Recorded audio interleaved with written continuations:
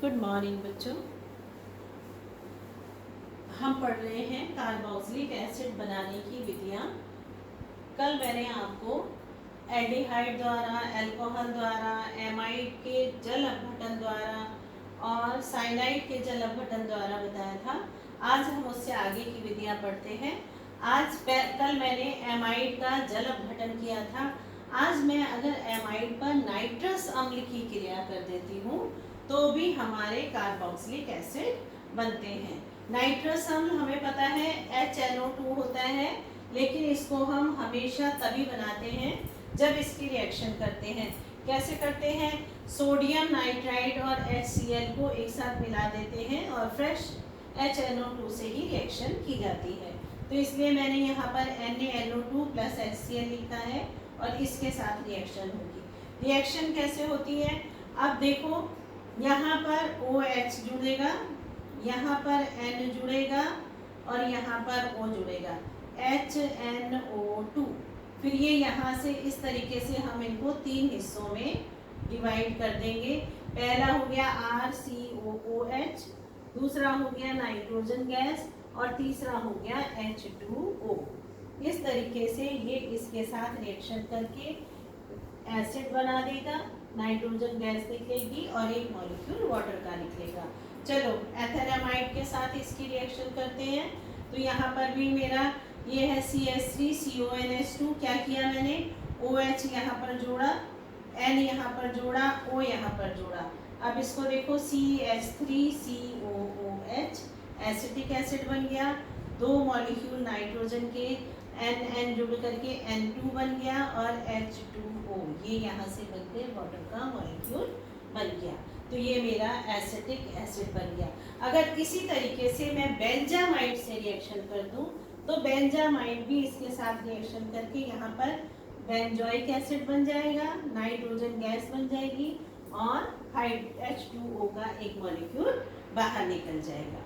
इसके बाद next method आ जाता है ग्रिग्नार्ड अभिक्रमक के साथ क्रिया। हर लेसन में हम ग्रिग्नार्ड अभिक्रमक के साथ क्रिया करा रहे हैं। तो इसमें हम क्या करते हैं? ग्रिग्नार्ड अभिक्रमक की क्रिया कार्बन डाइऑक्साइड के साथ करते हैं। किसी के साथ भी जब हम ग्रिग्नार्ड अभिक्रमक की क्रिया करते हैं तो ये हमें पता है, पहले हम उसकी रिएक्शन करते हैं, फिर हम उसका जल अपघटन करते हैं। यहाँ पर भी हम ऐसे करेंगे। ये मेरा ग्रिग्नार्ड अभिक्रमक है, RMgXR कोई भी एल्केन या फेनिल ग्रुप हो सकता है, X कोई भी हैलाइड ग्रुप हो सकता है। जब मैं इसकी कार्बन डाइऑक्साइड के साथ शुष्क ईथर की उपस्थिति में क्रिया करूंगी तो ये देखो, ये वाला जो O है ये सिंगल बॉन्ड टूट करके उसके साथ ये R जुड़ जाएगा। इस C के एक सिंगल बॉन्ड R इधर आ गया और ये O का जो बॉन्ड टूटा उससे OMgX जुड़ गया और ये डबल बॉन्ड वाला O ऊपर आ गया। तो मेरा पहले एक संयुक्त कंपाउंड बन गया। ठीक है, अब मैं इसका जल अपघटन कर दूंगी तो क्या होगा? H इधर जुड़ जाएगा और OH इधर जुड़ जाएगा, यहाँ से ये टूट जाएगा तो CH3COOH ये आ गया और MgX और OH उसकी दोनों वैलेंसी एक हाइड्रोक्सिल के साथ और एक किसी भी हैलाइड ग्रुप के साथ चली जाएगी। चलो हम सबसे पहले इसका मेथिल मैग्नीशियम ब्रोमाइड के साथ क्रिया करते हैं। ये मेरा ग्रिग्नार्ड अभिक्रमक है, कार्बन डाइऑक्साइड के साथ मैंने इसकी क्रिया की तो क्या होगा? ये CH3 इसके साथ इस O को ऐसे टर्न कर दो तो ये O की सिंगल बॉन्ड MgBr के साथ जुड़ जाएगा और एक तरफ मेरा CH3 जुड़ जाएगा।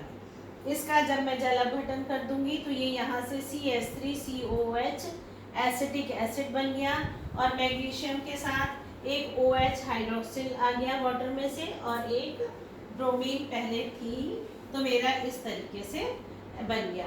अगर मेरा ग्रिग्नार्ड अभिक्रमक में बेंजाइल ग्रुप जुड़ा है यानी फेनिल ग्रुप भी है, तो यानी कि मैं बेंजल मैग्नीशियम ब्रोमाइड लिया तो मेरा क्या बनेगा? बेंजोइक एसिड बनेगा।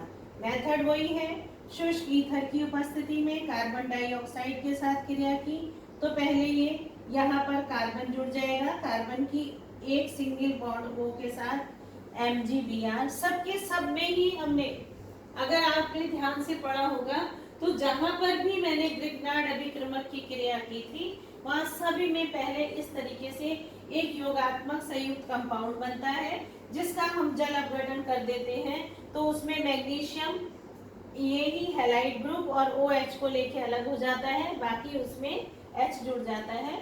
तो यहाँ पर ये मेरा बेंजोइक एसिड बन गया।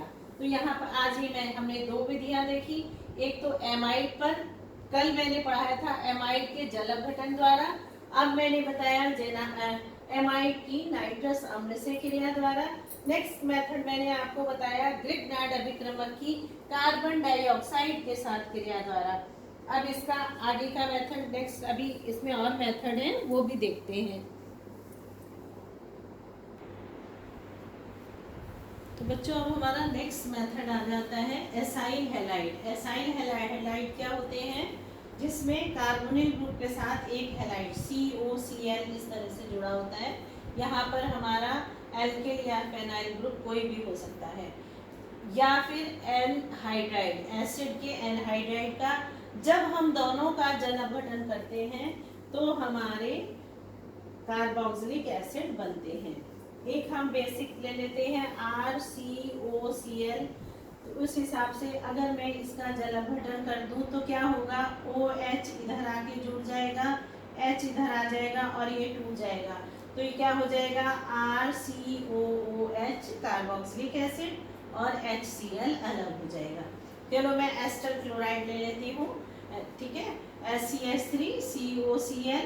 अब इसका जब मैं जल अपघटन कर दूंगी तो OH इधर आ गया और H इधर आ गया, तो ये CH3 COOH और HCl में अलग हो जाता है। इसी तरीके से अगर मैं बेंजल एस्टर क्लोराइड ले लेती हूँ, बेंजेट के साथ COCl ग्रुप जुड़ा है, तो ठीक इस तरह से इसका भी जब जल अपघटन होगा तो OH एक तरफ आ गया, HCl अलग हो गया, तो मेरा बेंजोइक एसिड बन जाता है। नेक्स्ट आ जाते हैं एनहाइड्राइडों द्वारा। एनहाइड्राइड मैंने आपको बताए थे बेटा, जब हमारे दो एसिड्स के मॉलिक्यूल में, सपोज ये मेरा CH3COOH एक मॉलिक्यूल है, CH3COOH दूसरा मॉलिक्यूल है, इसमें से एक वाटर का मॉलिक्यूल निकल जाता है और ये आपस में, ये देखो CO और इस O के साथ दोनों की डबल बॉन्ड हो जाएगा, तो इसको हम बोलते हैं एसिड एनहाइड्राइड। अगर हम इन एनहाइड्राइड का जल अपघटन कर दें, यानी मैंने इनमें से वाटर का मॉलिक्यूल निकाला तो ये एनहाइड्राइड बन गए। जल अपघटन मीन्स मैं इनमें वाटर का मॉलिक्यूल डाल दूं, आप यहीं पर समझ लो, जब डाल दूंगी तो फिर से ये दो एसिड के मॉलिक्यूल बन जाएंगे। ये देखो मेरा एसिड का एनहाइड्राइड है R, कोई भी एल्किल ग्रुप हो सकता है, CO और बीच में ये एक O आ गया, OH निकल चुका है, एक OH2 H2O का मॉलिक्यूल निकल गया, तो ये चीज मेरी आ गई। अब मैं जब इसका जल अपघटन कर दूंगी तो एक तरफ ये H आ जाएगा और एक तरफ इसके OH आ जाएगा, तो RCOOH दो मॉलिक्यूल एसिड के बन जाएंगे। एनहाइड्राइड बनाया था वाटर का मॉलिक्यूल निकाल के, अब मुझे एसिड बनाना है तो मैंने उसका जल अपघटन कर दिया, उसमें वाटर का मॉलिक्यूल ऐड कर दिया। देखो वही एसिटिक एसिड का बनाया था मैंने, एसिटिक एनहाइड्राइड है, तो मेरा क्या हुआ, इसमें वाटर का मॉलिक्यूल डाला तो दो मॉलिक्यूल, सेम वही चीज यहाँ पर मैंने लिखी है, CH3COOH की आ गई। अगर इसी तरीके से बेंजोइक एसिड का एनहाइड्राइड था तो मेरा इसमें भी क्या होगा, यहाँ पर CO, यहाँ इसकी जगह पर बेंजाइन ग्रुप लगाया मैंने, C6H5 भी लिख सकती थी मैं, COO। अब यहाँ पर इसका वाटर का मॉलिक्यूल दूंगी तो एक तरफ क्या होगा, H आ जाएगा, एक तरफ OH आ जाएगा, तो ये देखो COOH दो मॉलिक्यूल मेरे बेंजोइक एसिड के बन गए। हाँ, अगर ऐसा भी हो सकता है, ये जो मैंने रिएक्शंस आपको बताई ये सेम एसिड में के दो मॉलिक्यूल थे, अगर एसिड अलग अलग एसिड का एनहाइड्राइड हो, जैसे एक बेंजोइक एसिड था एक मेरा एसिटिक एसिड था, मैंने उन दोनों का एनहाइड्राइड बनाया, तब उस कंडीशन में क्या होगा, जब मैं जल अपघटन करूंगी तो मेरा एक देखो यहाँ से H जुड़ेगा, यहाँ OH, तो ये तो बन गया बेंजोइक एसिड, और ये क्या बन गया CH3COH एसिटिक एसिड। तो वहां पर दो मॉलिक्यूल जो बनेंगे वो अलग अलग, अगर दोनों साइड के R सेम हैं तो सेम एसिड के दो मॉलिक्यूल बनेंगे, और अगर ये अलग अलग हैं तो अलग अलग बनेंगे, यानी एक इस R का बनेगा और एक इस R का बनेगा। यहाँ मैंने ये दोनों सेम के बनाए, यहाँ मैंने एक अलग ले लिया, बेंजोइक एथेनॉइड एनहाइड्राइड है C6H5COCO3, तोड़ना मुझे ऐसे ही है, एक तरफ H लाना है, एक तरफ OH, जल अपघटन कर रही हूँ मैं, तो ये बन गया C6H5COOH यानी कि बेंजोइक एसिड, दूसरा बन गया CH3COOH एसिटिक एसिड, ठीक है, या एथेनॉइक एसिड, एथेन से बन रहा है, तो इस तरीके से हम इनका जल अपघटन द्वारा बना देते हैं। नेक्स्ट और लास्ट मेथड हमारा रह गया एस्टर द्वारा। अब हम देखते हैं एस्टर द्वारा हम किस तरीके से बनाते हैं। नेक्स्ट और लास्ट मेथड है हमारा एस्टर द्वारा। और पता है बच्चों, हमने पहले भी तुम्हें ईस्टर बताए थे, और शुरू से छोटी क्लासेस से 9th 10th से भी हम पढ़ते हैं ईस्टरीकरण क्या होता है। जब किसी भी अल्कोहल की हम किसी भी कार्बोक्सिलिक एसिड के साथ रिएक्शन करते हैं और उसमें से एक वाटर का मॉलिक्यूल, एक H2O का मॉलिक्यूल निकाल देते हैं, तो जो बनता है उसे हम ईस्टर कहते हैं। अब इसी ईस्टर का इसका उल्टा, जैसे मैंने अभी एनहाइड्रस एसिड में वाटर का मॉलिक्यूल डाल दिया तो दो मॉलिक्यूल बन गए, इसी तरीके से ये ईस्टर मैंने कहा क्या कहा, किसी भी कार्बोक्सिलिक अम्ल और अल्कोहल में से अगर एक वाटर का मॉलिक्यूल निकाल देते हैं और वो आपस में जुड़ के क्या बनाते हैं, ईस्टर। अब यहाँ मैं ईस्टर का जल अपघटन कर दूंगी, यानी कि किसी अम्ल की उपस्थिति में मैं उसमें वाटर ऐड कर दूंगी, तो क्या होगा, H2O है, एक तरफ H एक तरफ OH, ये ऐसे टूट जाएगा, तो RCOOH एक ये अम्ल बन गया और एक ROH वो मेरा अल्कोहल बन गया।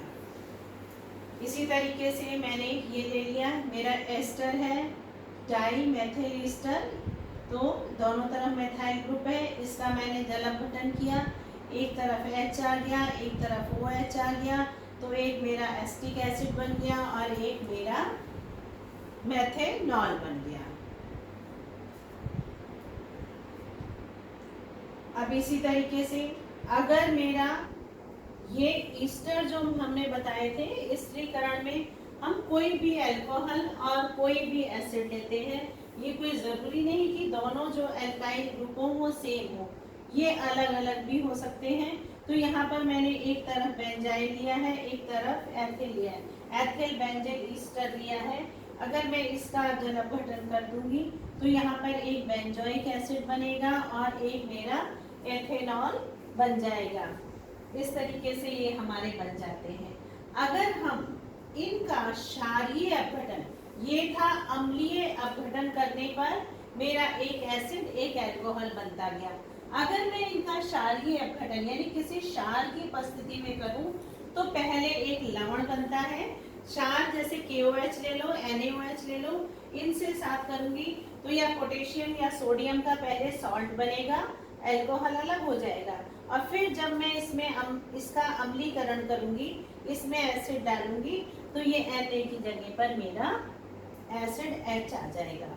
ये साबुनीकरण जो हम साबुन वगैरह बनाते हैं, ये सब इसी प्रोसेस पर डिपेंड करता है। पहले मैंने एक ये ईस्टर ले लिया है, इसकी मैंने NaOH के साथ रिएक्शन की, तो ये यहाँ से टूट करके, तो ये मेरा OH इसके साथ जुड़ करके एथेनॉल बन गया, मेथेनॉल बन गया, और ये मेरा यहाँ पर इसका एसिड बन गया। Sodium salt, methane ethane propane, sodium propanoid acid बन गया, उसका सॉल्ट बन गया है। अब जब मैंने इसका फिर अम्लीयकरण कर दिया तो ये मेरा एसिड में चेंज हो गया। कौन सा एसिड बन गया? प्रोपेनोइक एसिड बन गया। इसके साथ ही बच्चों इनको बनाने की विधियां खत्म हो गई। अगर मैं ध्यान से देखूं तो कार्बोक्सिलिक एसिड सारा मेरा पुराना रिवीजन था, एमाइड का भी, एनहाइड्राइड का भी और ईस्टर का भी। सब ईस्टर कैसे बने थे इनको मैंने अपोजिट डायरेक्शन में लेकर के अब इनको तोड़ा है, तो ये मेरे उस तरह से बनते आए। इसके बाद इनके भौतिक गुण हैं। भौतिक गुण क्या होते हैं? जैसे कि हम सब में देखते आ रहे हैं, इनके शुरू के जो होते हैं 9 अणु तक के सभी एलिफेटिक एसिड जो होते हैं वो रंगीन द्रव होते हैं, लेकिन सभी में अपनी एक गंध होती है। इनकी गंध जो होती है बहुत ही हॉरेबल, गंदी गंध होती है, अप्रिय गंध होती है। इससे बड़े सदस्य जो होते हैं वो मोम की तरह सॉफ्ट ठोस होते हैं। यहाँ तक कि जो बेंजोइक एसिड है वो क्रिस्टल की फॉर्म में पाया जाता है। अगर मैं इनके क्वथनांक देखूं तो ये अपने समतुल्यों के एल्डिहाइड, कीटोन और अल्कोहल से इनके क्वथनांक अधिक होते हैं। इनके अंतराणविक भार भी अधिक होते हैं, क्योंकि इनमें क्या है, सभी में OH है, तो हाइड्रोजन बॉन्डिंग पाई जाती है। बॉन्डिंग की मात्रा बढ़ जाती है तो इनके जो होते हैं क्वथनांक भी बढ़ जाते हैं। घुलनशीलता, एलिफेटिक अम्ल जो होते हैं 4 कार्बन तक तो होते हैं, जल के साथ ये हाइड्रोजन बॉन्डिंग बना लेते हैं और इसलिए ये घुल जाते हैं। उनसे जैसे जैसे बड़े होते जाते हैं इनकी घुलनशीलता कम होती जाती है। इसके बाद आ जाते हैं इनके रासायनिक गुण, वो मैं आपको कल बताऊंगी। इसके साथ ही मैं इनकी बनाने की विधियों के और भौतिक गुणों के टॉपिक यहाँ पर ख़त्म करती हूँ। बच्चों इसे आप अच्छे से समझ के नोट्स बना लेना। यहाँ मैंने जैसे छोटा शॉर्ट में ही लिखा है अम्लीय जल अघटन करने पर, तो आप इसे प्रॉपर पूरे सेंटेंस में लिखेंगे और उसको बनाते जाएंगे। सारी रिएक्शंस नीचे हैं, सबके नाम कॉमन हैं, ये सब आपको मैं कई बार करवा चुकी हूँ, तो इसको इनके नीचे आप इनके नाम भी लिखेंगे। जो नहीं आएगा वो आप मुझसे पूछिए। बेंजोइक एसिड, एसिटिक एसिड आपका ये जनरल है। Methyl di methyl Easter, ethyl benzoic Easter, तो इस तरीके से इनके नाम भी आप नीचे लिख लेंगे और कल हम शुरू करेंगे इनके रासायनिक गुण। Thank you.